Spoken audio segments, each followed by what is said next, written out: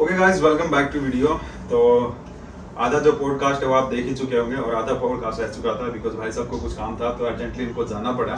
तो कंटिन्यू हम करते हैं। आज सेकंड डे है हमारा शूट का। कुछ सवाल हैं जो इनसे पूछेंगे अबाउट लाइफ, अबाउट इनके करियर के बारे में जो भी चीज़ें हैं, तो जो उस दिन डिस्कस नहीं हो पाया था आज वो हम डिस्कस करेंगे अच्छे से और आपको जानने को मिलेगा अबाउट हिम। तो द फर्स्ट क्वेश्चन इज कि आप अब तक की लाइफ में आपका ऐसा मतलब जो एक्सपीरियंस है आप कुछ शेयर करना चाहोगे हमारे व्यूवर से कि जो चाहे अच्छे बुरे हैं जो भी हैं, जिससे कुछ सीखने को मिले हमारे व्यूवर्स को। एक्चुअली मेरा तो क्या है कि राउंड अबाउट पूरा फैमिली है मेरे लिए। हाँ। कि फैमिली जहाँ से बाहर जाऊंगा तो फैमिली, वापस आता हूँ तो फैमिली, और फैमिली में इतना वो घुल मिल गया हूँ ताकि घर कहीं जाते हुए भी उनको मिस करता हूँ। अगर लेके जाता हूँ तो भी थोड़ी डिफिकल्टीज होती है, जैसे कहीं ट्रैवल किया है मैंने तो उस टाइम में जैसे टाइम मैनेजमेंट की बात करें तो टाइम मोस्टली मैनेज नहीं होता है। इन बिटवीन फिर थोड़ी चीज़ें जो रह जाती है उसका हर एक बार अफसोस रहता है कि ये चीज़ हम नहीं कर पाए बिकॉज ऑफ टाइम और बिकॉज ऑफ बिहेवियर। दो चीज़ें ऐसी भी हुई है कि भाई उनको अनबिलीवेबल प्लेस पे, जैसे मैंने उनको डिस्क्राइब नहीं किया, वो प्लेस में मैं उनको लेके गया हूँ और सडनली जो अपना एक्सप्रेशन आता है ना, वो एक्सप्रेशन एक्चुअली ज़्यादा वो मोटिव करता है और इसलिए मैं प्रीफर ये करता हूँ कि उनको नहीं बोलने के बाद भी थोड़ा ऐसा रहता है कि भाई नहीं बोलता हूँ तो थोड़ा ये डिफिकल्टी रहता है, खास करके मेरी लाइफ में कि सबको मैनेज करना थोड़ा डिफिकल्ट रहता है। परिवार बड़ा है, इवन मेरा भी फैमिली, सब बच्चे भी 5 और मियाँ बीवी पापा मम्मी सबको इकट्ठा करके सबका एक बिहेव भी नहीं रहता है, कोई मना बोलता है कोई हाँ बोलता है, तो सबका अपना एक अलग अलग माइंडसेट होता है। जाते हैं तो भी सबका थोड़ा लेजीनेस भी है, फैमिली थोड़ी लेजी है, तो इस मामले में क्या है कि थोड़े मुझे भी उसके हिसाब से मुझे एडजस्ट करना पड़ता है। तो ये थोड़ा एडजस्टमेंट मेरे लिए थोड़ा डिफिकल्ट है क्योंकि मैं टाइम में बिल्कुल पंक्चुअल हूँ। तो टाइम पे मैंने बोला है वो टाइम पे मुझे करना है तो वो मैं करूँगा, और अगर नहीं कर रहा हूँ तो मुझे खाली उसको फॉलो करना है। तो फिर उसके लिए मैं अपना ज़्यादा वो टाइम वेस्ट नहीं करता हूँ, उनको जो करना है वो करें। जैसे कुछ ऐसे इवेंट होती है कहीं बाहर जाना है तो वो अगर टाइम में कवर नहीं हो रहा है तो फिर डिले हो रहा है तो फिर उनकी गलती से बोले डिले तो डिले, मुझे तो खाली मुख्य प्रेक्षक बन के देखता रहता हूँ, जो होना है हो रहा है वो क्या कर सकते हो, उसके लिए कुछ कर नहीं पाता हूँ। तो ये थोड़ा एक वीक पॉइंट रहता है मेरी लाइफ में कि भाई ये सब चीज़ें जो थोड़ा मैं चाहता हूँ कि ये चीज़ें हो।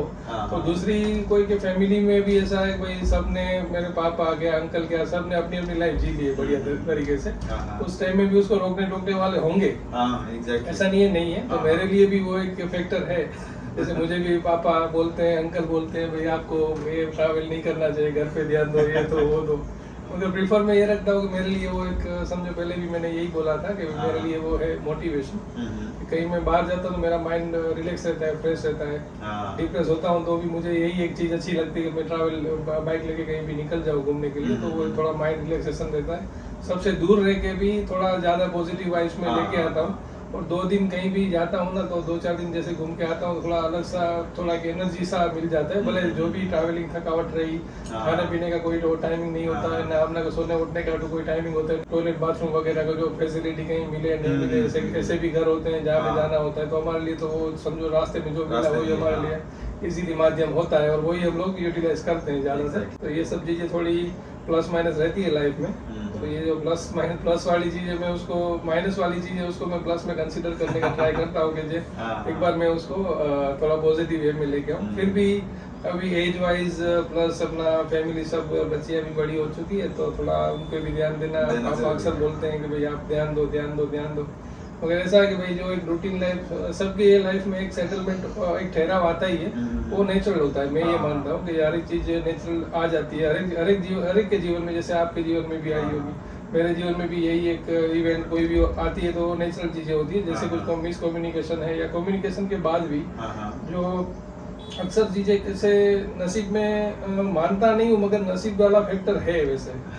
देखा जाए तो कोई लिंक नहीं होती उससे आप जुड़ जाते हो, कोई आपका कोई रिलेशन नहीं थे उससे आप जुड़ जाते हो। और इवन कैसे भी एक बात तो है, जितना आप बाहर रहोगे उतना आपके लिए सही, मेरी ये सोच है। पर जितना आप मार्केट में रहो, जितना आप बाहर रहोगे ना, इवन मेरे लिए ज़्यादा बेनिफिशियल मुझे ये लगा हुआ। तो ये चीज़ थी ना, मुझे काफ़ी उन्होंने प्रमोट भी किया है, काफ़ी जगह पे मुझे अच्छा रिस्पांस और पॉजिटिव रिस्पांस भी मिला है, काफ़ी मेरी वैल्यू भी बढ़ी है। बाकी कोई पॉजिटिव सोचे नेगेटिव सोचे अलग बात है, मगर वैल्यू तो बढ़ी है।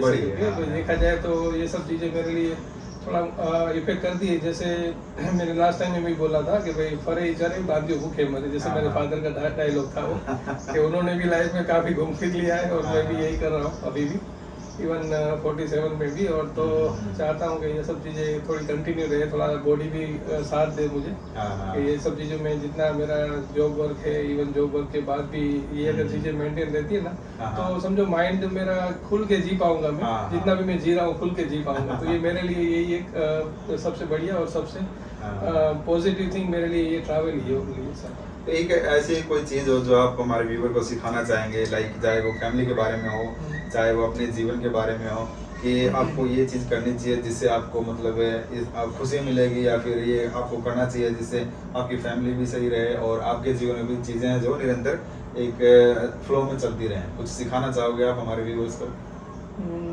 इसमें तो ऐसा है भाई, देखिए अभी देखा जाए तो फैमिली में सब प्लस माइनस चीज़ें चलती रहती है।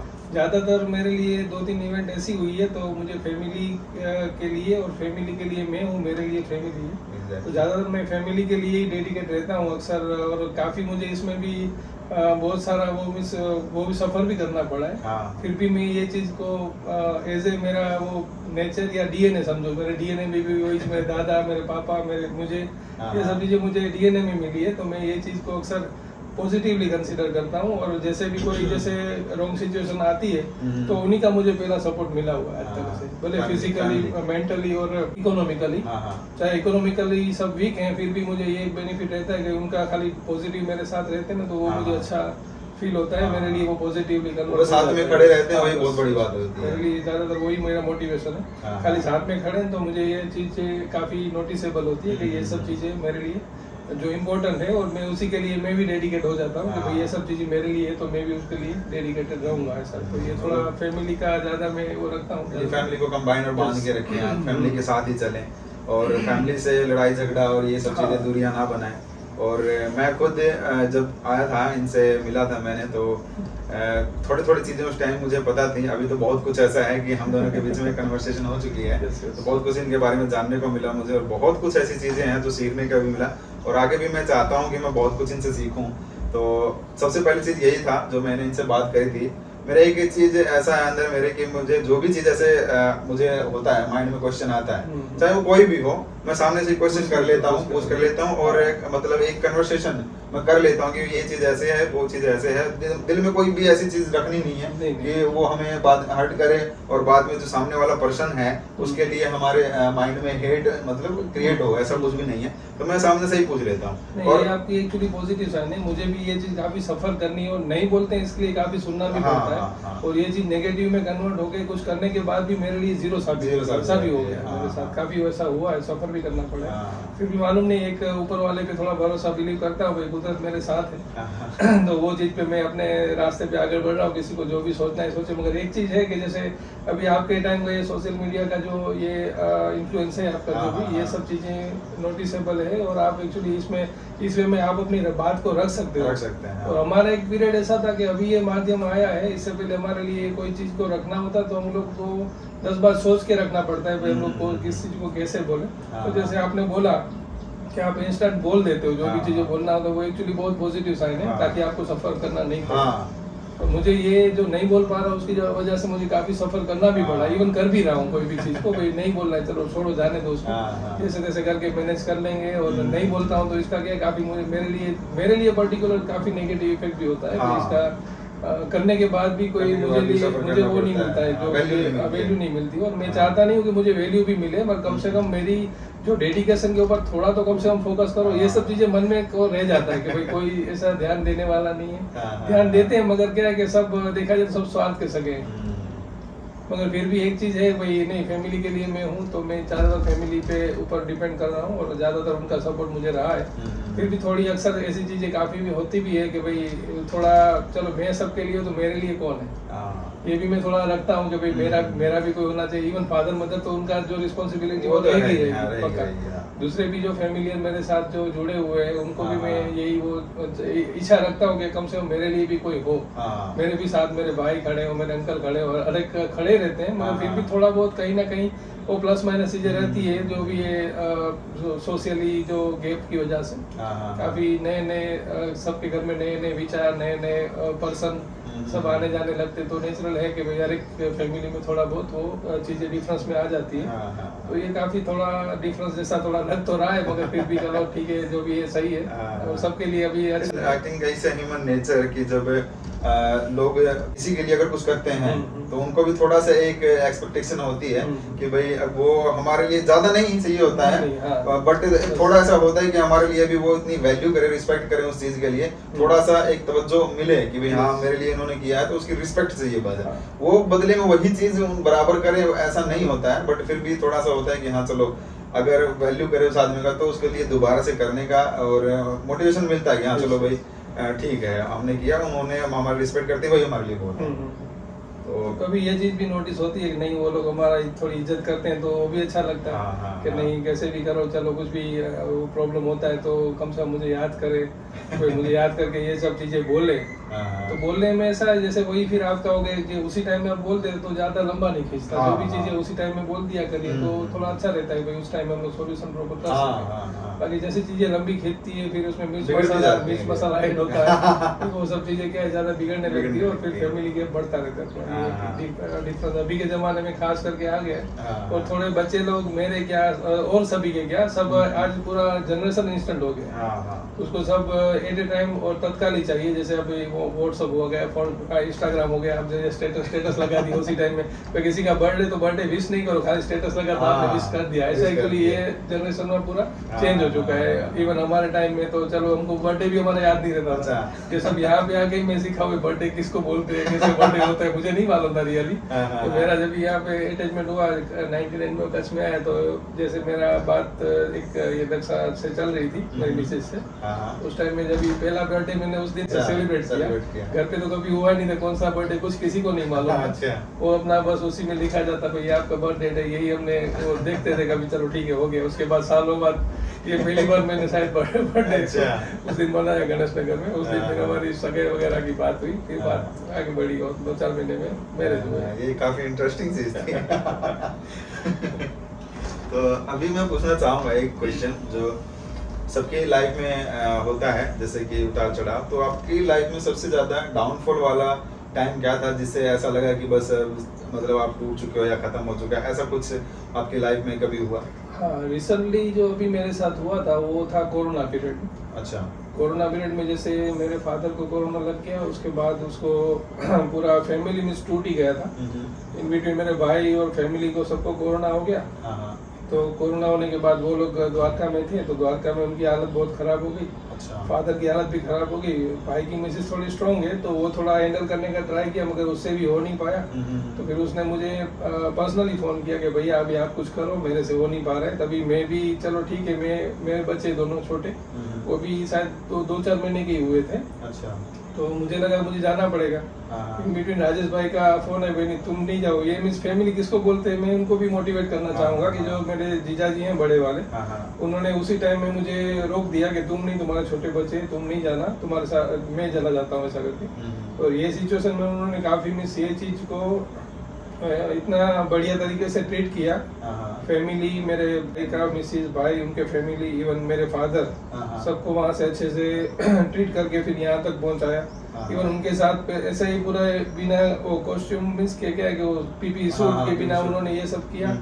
वो फिर भी कुदरत ने उनको जो भी दिया, कुदरत ने बचा लिया, उनको भी बचा लिया। फादर भी इधर लेके आए। तो इधर आने के बाद जैसे फादर का जैसे ऑक्सीजन लेवल डाउन हो गया, तो उस टाइम में इतना खराब पीरियड था ना, मैं एक्चुअली कहीं बाहर जाके मैं रोने लगा, भाई अभी क्या करूंगा, मेरा क्या सिचुएशन आएगा। उस टाइम में मैं बहुत ही ज्यादा डिमोरलाइज हो गया था। मेरा कौन है ऐसा। फिर मेरे अंकल तो थे, ये तो थोड़ा विल पावर उनका स्ट्रॉन्ग है, तो वो साथ में खड़े थे। फिर मेरे जीजा जी थे, तो वो लोग जैसे तैसे करके, इवन हमारा जो लोकल पॉलिटिकल सपोर्ट था, हमने उसका भी थोड़ा रेफरेंस लिया मेरे ससुर के द्वारा।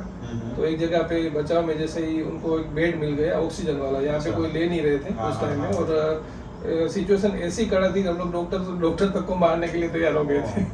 हाँ ऐसा होता है, बहुत सारे हॉस्पिटल्स में बहुत हमने भी देखा था कि बेड नहीं मिल रहे हैं, ऑक्सीजन नहीं मिल रहे हैं, लोग पागल हो रहे हैं, डॉक्टरों को उल्टा सीधा बोल रहे हैं और मतलब हॉस्पिटल में भर्ती नहीं हो रहे, लोग बाहर ऐसे स्ट्रेचर है उस पर मतलब सब ट्रीटमेंट करवा रहे हैं। और वो जो स्ट्रेचर थे वो उनका खर्चा भी 12-12 हज़ार पर डे का, ऐसे मतलब बहुत ही क्रिटिकल कंडीशन थी, बहुत ही बुरा हाल था। बहुत ऐसे लोगों का कहना भी है कि कुछ था भी नहीं, लेकिन जिन्होंने सफ़र किया है उनको तो पता है कि हाँ वो चीज़ क्या थी या क्या नहीं थी। तो लाइफ का वो सबसे कठिन पीरियड था मेरे लिए। मिस इतनी 45 की एज तक का ये बहुत ही कठिन पीरियड था कि मेरे सामने जो मौत तो मेरे सामने दिख रही है। मेरे पापा, मेरे भाई की मिसेस, बच्चे छोटे, वो सबका टेंशन रहता था। इवन हमारे मीठापुर वाले जो भी मेरे अंकल वगैरह है उन्होंने भी काफ़ी अच्छा वहाँ पे, मेरे फादर ने क्या कि इज्जत काफी कमाई है, भले बोलने में थोड़े वो है, आपसे बोल देते हैं, कुछ भी मुंह पे बोल देते हैं, तो थोड़ा मगर उन्होंने इज्जत इतनी कमाई कि जैसे वो बीमार थे ना, पूरा परिवार उनके लिए वहाँ पे खड़ा था द्वारका में। जैसे आप तो मिले ही हो वगैरह, तो पूरा परिवार उनका खान पान ये सब उन्होंने किया। वहाँ पे आना जाना उनका लगा रहता, टिफिन भर भर के रखे जाते, मगर फादर खा नहीं पाते थे। तो ऐसा भी सब सिचुएशन हुआ कि फैमिली, उसमें भी फिर वापस फैमिली आए थे घूम फिर के, आपको पहला सपोर्ट किसका रहता है? सबसे फैमिली। उसके बाद नेक्स्ट जैसे यहाँ पे पहुंचा है उनको जैसे तैसे करके, तो यहाँ पे पूरा दिन उनका ऑक्सीजन लेवल डाउन क्वारंटाइन करके रखा था। तो उस पीरियड में भी उनको जैसे फ़ोन कर रहा हूँ सुबह 7 बजे, पापा चाय लेके आओ, हाँ हाँ, चलो 8 बजे फिर फ़ोन कर रहा हूँ, पापा चाय लेके आओ। मीन्स वो बोल ही नहीं पा रहे थे, इतना उनका ये सब सिचुएशन, सांस अटक रही थी, ऑक्सीजन लेवल डाउन हो गया था। फिर मैं जाने गया, फिर मेरे जीजा जी राजेश भाई ने फिर मुझे रोका कि नहीं मैं ज़्यादा हो सका। फिर वो वहाँ से उसको उठा के, वो सिचुएशन में उसको उठा के सीधा हॉस्पिटल में सब जगह आदिपुर, अंजार, भूज तक घूमे। उसके बाद गांधीधाम वापिस आए। फिर दोपहर में यहाँ इफ्को ने थोड़ा बहुत प्रबंध किया था, 1-2 घंटे के सांस के वो ऑक्सीजन के लिए 1-2 घंटे के डिवीजन में। फिर वही सब बस उन्होंने ट्रीट किया। 2 घंटे के बाद फिर रिलीव कर दिया, बोला आप अपना हॉस्पिटल ढूंढो कहीं। तो कोई हाथ पकड़ने को तैयार नहीं था इनमें। फिर बाद में मैंने फिर दूर दूर तक जो भी पॉलिटिकल मेरे ससुर के द्वारा मैंने सोर्सेस लगाए, तो एक बच्चा में बेड मिल गया। तो रात को 12 बजे अंकल और राजेश मेरी गाड़ी लेके और पापा को एम्बुलेंस में वहाँ पे शिफ्ट किया।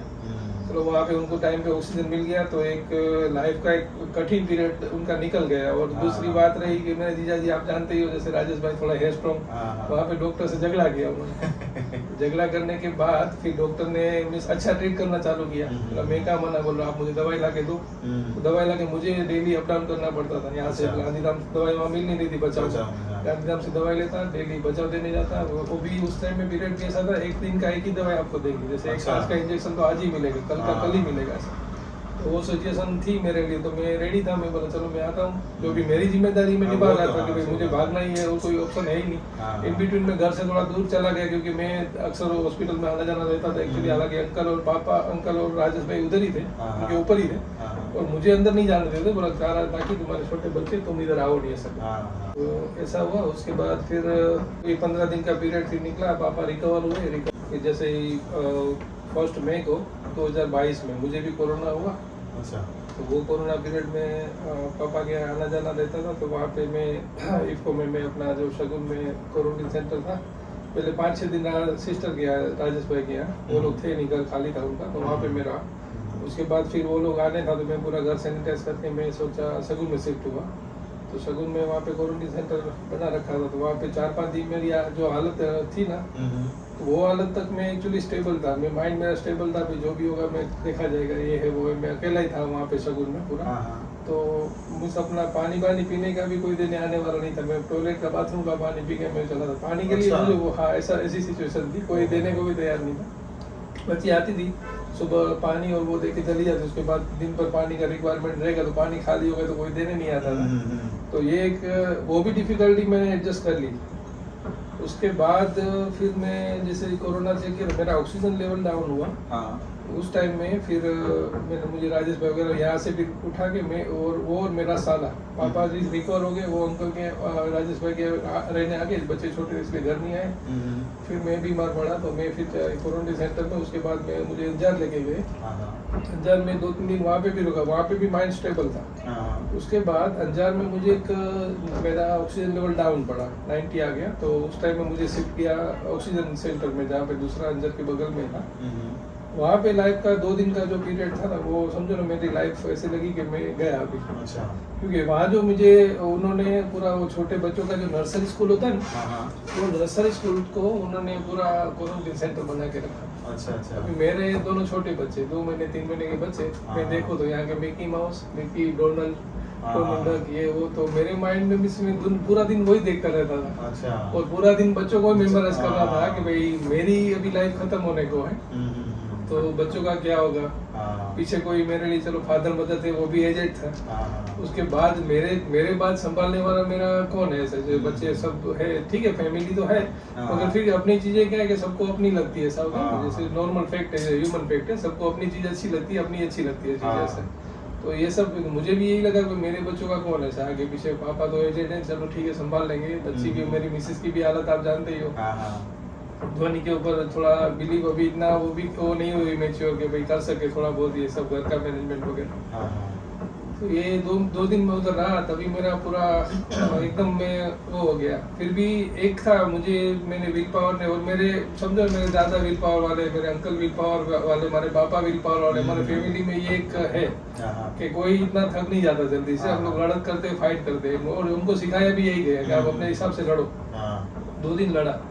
2 दिन के बाद वो जो 2 दिन थे ना मेरी लाइफ के सबसे कठिन दिन थे, कि वो 2 दिन में इसमें से पीरियड में मैं जल्दी से राजेश भाई 2 दिन के बाद आए मिलने, पर डे का 10,000 रुपीज चार्ज था उनका। हाँ। 2 दिन में 20,000 रुपये पे करके मुझे यहाँ से निकालो, मैं यहाँ नहीं रह पाऊंगा, मैं यहाँ से वो डिमोरलाइज होके मैं उड़ जाऊंगा, बाकी इससे अच्छा है मुझे कहीं बाहर शिफ्ट करो। It was like a trauma कि मतलब कि आप ऐसी जगह भेज दिए गए हो जहाँ पे आपके बच्चों का सब चीजें हैं, मतलब दिमाग एकदम खराब होने वाली बात। Yes, वो आदमी थकने के बाद भी थक जाता है। मैं हाँ। बोला मैं राजेश भाई के घर पे 4 दिन रुका, हाँ। वहाँ पे मैंने स्टेबल रहा, मैं बोला जो भी होगा देखा जाएगा। उसके बाद मैं क्वारंटीन सेंटर में 4 दिन रुका, वहाँ पे भी मैं हाँ। स्टेबल रहा। उसके बाद 4 दिन हॉस्पिटल में रुका, जहाँ पे मुझे ट्रीटमेंट दी गई थी, ये सब स्टेरॉइड वगैरह के इंजेक्शन दिए थे, वहाँ पे भी मैं स्टेबल रहा। जब ये क्वारंटीन सेंटर में वो किया, फिर मैं लगा कि मैं गया अभी, कि जो चीजें मेरे सामने थी ना, वो मुझे क्या है कि मेंटली मुझे थका देती थी कि मैं थक जाऊँ। और कोरोना में ऐसा हुआ ना, जो मेंटली थका हो गया, मैं 2 दिन वो मेंटली थक के मैं राजेश को बोला भाई मुझे अभी यहाँ से आप मुझे कहीं शिफ्ट करो। फिर वही मुझे एक मोमेडियन इरफान भाई करके एक दोस्त थे, उन्होंने वहाँ पे फिर वो इंक्वायरी किया, फिर मुझे वहाँ पे बेड एक मिला। फिर यहाँ से मैं वहाँ गया, फिर मैंने लाइफ में मुझे मस्त लग गई कि अभी मैं बच गया। तो ये एक बहुत ही कठिन पीरियड माना जाए कि मेरी लाइफ का सबसे कठिन पीरियड ये था। और मेरे सामने मेरी जनरेशन थी, मेरे पीछे मेरी वो बैक जनरेशन थी, और मिडल में मैं था। तो मेरा क्या होगा, तो आगे पीछे मैं कैसे मैनेज करूंगा, ये एक लाइफ की डिफिकल्टी सबसे ज्यादा। ये अभी रिसेंटली ये पीरियड में मैंने फेस किया, जो भी हमारी समझो ना मैक्सिमम मेच्योरिटी पीरियड ये गिना जा सकता है 40 से 50 के बीच का लाइफ का, जो हमारा आगे और पीछे दोनों को हमको बैलेंस करके आगे चलना है ऐसा करके। तो वो पीरियड में अगर मेरा पता कट जाता तो मालूम नहीं क्या होता आगे और पीछे, ये थोड़ा ज्यादा ही हो गया था। अभी जो आपने चीजें बताई, उसके अभी तक तो मुझे कोई भी एक्सपीरियंस नहीं था इस चीज का, और ना ही इतना लोगों मतलब जिसको कोरोना हुआ उसको मैंने मतलब कभी मेरी ऐसी किसी से बात हुई कि ये जो आपने फेस किया चीजें, वो कभी मैंने किसी के मुझे सुनी नहीं। बट आफ्टर अभी आपने बताया ना, वो सुनने के बाद मुझे रियलाइज हुआ कि जो जिनको कोरोना हुआ था कैसी सिचुएशन रही होगी, और जो जितने आधे से ज्यादा लोग तो शायद इसलिए भी उनकी डेथ हो गई, वो मतलब इस चीज को सह नहीं पाए। और मैंने यही एक निचोड़ नहीं लिया कि जो आदमी अपना विल पावर गया ना, वो कोरोना में गया। अगर विल पावर पे जी जाते तो आप जी जाते, पर आपने विल पावर खो दिया तो आप गए। वो 2 दिन में विल पावर खो ही रहा था। अच्छा हुआ भी जो भी हो, मेरे नसीब अच्छे थे कि मैं आगे बढ़ गया, तो वो मेरे लिए अच्छा लगा। फिर वहाँ पे जो सेंटर दिया था, वो सेंटर में तो मैं एकदम आजाद पंछी था, जहाँ इच्छा पड़ी मैं छत पे चला जाता था, वहाँ घूमने चला जाता था। वो थोड़ा रिलैक्सेशन हो गया, माइंड थोड़ा मेरा सेट हो गया उसमें। फिर वही 8-10 दिन में मेरा ऑक्सीजन आ गया, सब रिकवर हो गया। फिर उनकी फिर कुदरत का धन्यवाद करके फिर वहाँ से चला रूटीन लाइफ में वापस आ गया। और जब भी हम लोग घर पे पहुंचे तो घर पे सब मुंडन करा के, तो हमने तो अपना जो पिंडदान दे दिया था फिर वापस आ गए सब। समझो ना, मैं और पापा दोनों मुंडन करा के गए घर पे, हमने अपना पिंडदान करके आए, हम लोग खत्म होने के बाद वापस आए, आपके लिए आए। तो ये एक सिचुएशन आई थी लाइफ में, बहुत डिफिकल्ट थी मेरे लिए, बहुत डिफिकल्ट थी पूरी फैमिली के लिए बहुत ज्यादा। तो थैंक्स टू मेरे अंकल, फिर राजेश भाई, दूसरे जो भी वहाँ के रिलेटिव्स मेरे हैं, फिर यहाँ पे बचाव वाले भी जो रिलेटिव्स मेरे हैं, सबने काफी अच्छा सपोर्ट दिया, अच्छा रिस्पॉन्स दिया। इवन खाली साथ में खड़े रहे, मेरे लिए वही सपोर्ट था उस टाइम में। वही चाहिए आपके साथ खड़े हो, कोई वो अभी भी है, मैंने देखा जहाँ भी आपके साथ में गए, इनके साथ गया मैं, तो जितने भी लोगों ने मतलब जिनसे हम मिले उनका बहुत ही अच्छा मतलब रिस्पॉन्स, बहुत ही अच्छा मतलब केयरिंग नेचर जो था, प्यार था, बहुत अच्छा लगा। जो कि भाई साहब की वजह से शायद या इनके जो फादर हैं उनकी वजह से है, जो बहुत अच्छा है। तो अभी मैं एक क्वेश्चन पूछना चाहूँगा आपको कि जैसे ये तो था आपके लिए कि जो सबसे डाउनफॉल वाला टाइम था, एक मैं पूछना चाहूँगा जो सबसे आपका खुशी वाला पल था, कि जो मतलब कि आपको ऐसा लगा कि हाँ लाइफ में अब सब कुछ पा लिया है, ये चीज़ हो गई है, तो अब लाइफ में सब कुछ पा लिया है, बहुत इससे आप खुश हो गए, ऐसा कोई टाइम आपके लाइफ में? मेरे लिए वो टाइम था 99 का।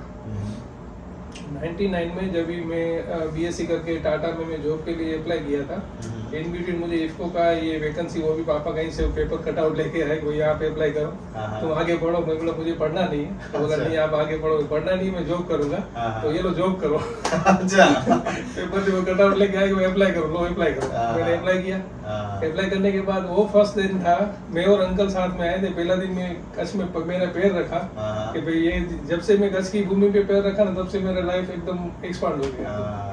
तो वो मेरा पहला ही पग था जो मैंने यहाँ पे कच्छ में जो पहला पैर रखा, वो मेरे लिए सबसे धन्य क्षण था। तो वो चीज मैं कभी भी नहीं भूलूंगा। इधर उसके बाद मेरे लिए काफी दरवाजे खुलते गए, मुझे काफी रिस्पेक्ट मिलती गई, सब जगह पे अच्छा अच्छा रिलेशन डेवलप होते गए। और जितना भी मैं घुमा हूँ, आज भी हर एक जगह पे मैं समझो ना, इतने मेरे घर है ना, मुझे कहीं भी मैं कहीं खाना ही नहीं बनाना। दिन शाम को क्या इतने बढ़िया बढ़िया फैमिली सब हुए, उनके साथ इतना रिलेशन इतना डेवलप हुए। इवन चंद्रिका बहन का शादी हुआ, दीपू बहन का शादी हुआ, जलपा का स्टेबल, अंकल का स्टेबल, चक्कू का स्टेबल, जय का स्टेबल, संदीप का स्टेबल, सबका स्टेबिलिटी के लिए मैं एक बेस था कि धीरे धीरे 1 by 1 मैं उसको सबको लेके आ गया। दिलीप का क्या, जिग्नेश का क्या, अंकल को क्या, सबको मीन्स एक एक आदमी को मैंने पर्टिकुलरली उनको एक मौका दिया, प्लेटफॉर्म दिया कि आप, मैं आपके साथ हूँ, आप आगे बढ़ो। फिर बाद में उसकी कैपेबिलिटी, जो वो कैसे बढ़ सका नहीं बढ़ सका, वो उसका कर्म धर्म, जो उसने किया नहीं किया वो उसका कर्म धर्म। बाकी मैंने सबको प्लेटफॉर्म दिया। इवन मेरी सिस्टर जो शादी हुई उसके बाद कच्छ में आए, फिर जलपा को भी मैंने स्टेबल के लिए जलपा को प्लेटफॉर्म दिया। जलपा मेरे साथ ही थी, उसके बाद चक्कू भी रही, दीपा आई, इतना पहले दीपा आई, दीपा के बाद जलपा स्टेबल हुई, जलपा के बाद चक्कू स्टेबल हुई। तो सब अपने अपने वे में चलते गए, अपने अपने रास्ते निकलते गए।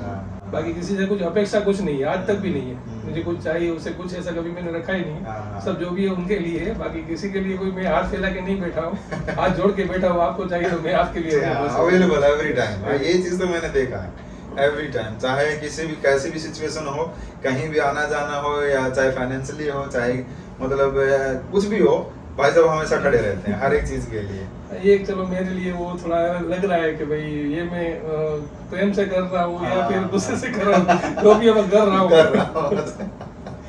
एक मैसेज जो आप हमारे व्यूअर्स को देना चाहोगे? मैसेज में तो एक है कि पॉजिटिव थिंकिंग, जो लाइफ का मैंने एक्सपीरियंस रखा है, काफी सामने का सब नेगेटिव आती है, मगर फिर भी मैं पॉजिटिव वे में कन्वर्ट कर रहा हूँ। जो भी चीजें पॉजिटिव में मैं पॉजिटिव सोच रहा हूँ, जिसको भी जो सोचना है सोचे, तो मैं पॉजिटिव सोच के बढ़ रहा हूँ, वो मेरे लिए वही मोटिवेशन है। और अगर आप पॉजिटिव कोई भी चीज को पॉजिटिव कन्वर्ट नहीं कर लेते हो, इवन ये अभी कास्टिज्म भी मैं नहीं मानता, कोई भी कास्टिज्म भी नहीं करो, किसी से कोई बैर नहीं, सब अपने ही है, सब अपने भाई है, तो सबके साथ अच्छा बिहेव करो। आप खुद अच्छे हो तो जग आपके लिए अच्छा ही अच्छा है। अगर आप कुछ ज्यादा कंट्रोवर्शियल करोगे तो बिना वजह किसी चीज को हवा क्यों दो? इससे अच्छा है कि प्रेम से उससे ट्रीट करो, प्रेम से सबका दिल जीतो और सबके साथ प्रेम से रहो, तो वो सब चीजें ज्यादा मीन्स आपके लिए बेनिफिशियल रहेगी। तो ये एक मेरा लाइफ का फंडा है, सबसे मैं प्रेम से रहा हूँ। मैंने प्रेम से ही बहुत कुछ कमाया है, जो भी चीज कमाई मैंने प्रेम से कमाया, तो वो मेरे लिए सबसे ज्यादा वही इम्पोर्टेंट है। और सबको यही बोलना चाहूंगा कि हर एक चीज को प्रेम से ट्रीट करो, प्रेम से सबको। इवन जॉब वर्क में भी यही होता है, जैसे जिसका जो भी करना है कर सकते हैं, ये तो मगर फिर भी मैं ऐसा हो कि जितना हो सके जो प्रेम से काम निकलता है वो मैं प्रेम से ही ट्राई करता हूँ कि प्रेम से काम निकले, तो अच्छा हो लगता है। कि एक चीज और भी मैंने देखा है भाई साहब के बारे में, चाहे यहाँ रहते हुए भी, एंड जो हमने एक 2 ट्रिप की है हमने, एक 3 डेज की थी, एक 2 डेज की थी, और इस बीच में मैंने देखा इनको कि ये बाय हार्ट बहुत अच्छे हैं, ये तो सबको पता ही है। एंड बहुत ही ज़्यादा डाउन टू अर्थ है। मतलब मैं क्या ही बोलूँ कि अगर ये चाहें तो मतलब अगर जितनी भी फैसिलिटीज़ है वो सब अपने लिए कर सकते हैं, चाहे जहाँ भी जाएं। इनके पास वो गाड़ी भी है, बुलेट भी है, स्कूटी भी है, हर एक चीज़ है। तो अगर ये चाहें तो हर एक जगह जा सकते हैं, कर सकते हैं, और अच्छे से अच्छे जगह पे वो रुक सकते हैं, सब चीज़ें कर सकते हैं। बट स्टिल ये जैसे इनको मिलता है, जहाँ मिलता है, चाहे वो मंदिर है या मस्जिद है या मतलब रोड पे ही क्यों ना है, अगर जगह मिल जाती है, खाने पीने की है या फिर सोने उठने बैठने की है, मच्छर है, क्या है, वो कुछ भी नहीं देखते हैं। और इसी में मुझे मजा आ रहा है। हाँ, मजा इसी में आ और रहा है। मतलब इतने सिंपलिसिटी में रहते हैं कि मैं क्या ही बताऊं। बस है वो इनका जो डाउन टू अर्थ वाला नेचर है ना, बहुत ही मुझे पसंद आया। और आई थिंक वही चीज़ ऐसी है कि जो इनको ट्रैवल करने में भी बहुत मदद करती है। क्योंकि देखो, आप अगर इस तरह से नहीं रहते हैं तो आप ट्रैवल, तो वही बात है कि जब आप ऐसे लाखों रुपए खर्च करोगे तो ही मतलब लोगों की ऐसी थिंकिंग है। तो इसे आपने गैजेट की बात की थी, स्कूटी की बात की थी, तो इसमें कोई वो जैसे वो कोई चीजें होती नहीं है ट्रैवल में। जो भी आपको मिला उसको आपको एडजस्ट करके चलाना है। जैसे गाड़ी आपका खराब हो तो गाड़ी को भी एडजस्ट करके आपको एक जगह पे तो पहुंचाना ही है। तो वो डेस्टिनेशन पे पहुंचाने के लिए वो वे में अगर बोलते हैं तो भी कोई चीज को थोड़ा मिस के down to earth miss normal level पे आप उसको मैनेज कर पाओगे तो धीरे धीरे आपको नॉर्मल लेवल तक पहुंचा देगी कोई भी चीज। ये एक पॉजिटिव साइन होती है। नहीं, जैसे आजकल के बहुत ऐसे ट्रैवलर्स हैं या ब्लॉगिंग करना चाहते हैं लोग, या फिर ऐसे मान लो घूमना चाहते हैं लोग, जैसे हमारी एज के हैं, तो उन बच्चों का ऐसा होता है कि मेरे पास बहुत अच्छी ऐसे बाइक हो या बहुत अच्छी ऐसे गाड़ी हो, या मेरे पास से बहुत ऐसे गैजेट हो, हेलमेट है या शूट है वो पहनने के लिए हो, तो उसके बाद फिर मैं जाऊँगा। चीज़ें इकट्ठी करते हैं, इस तरह करते हैं। मैंने खुद भी ट्रैवल किया है। जैसे भाई साहब से मिलने से पहले भी मैं ट्रेन्स में जाता था। स्कूटी से थोड़ा सा मुझे ऐसा कंफर्टेबल नहीं लगता था अकेले ऐसे जाना, तो मैं ट्रेन्स में ट्रैवल करता था। हाँ, ट्रेन में मैंने बहुत ट्रैवल किया है। जैसे पूरा अब तक का जो आपके साथ इनके साथ घूमा हूँ वो अलग चीज़ है। बाकी जो भी मैं गुजरात में घूमा हूँ सब मैंने ट्रेन से ही, वो भी लोकल में। हाँ, लोकल में मैं रात को ट्रेन पकड़ता था, सुबह डेस्टिनेशन पे पहुँचता था, और सुबह उठ के ही मतलब एक आधा घंटा वहाँ स्टेशन पे रेस्ट कर लिया।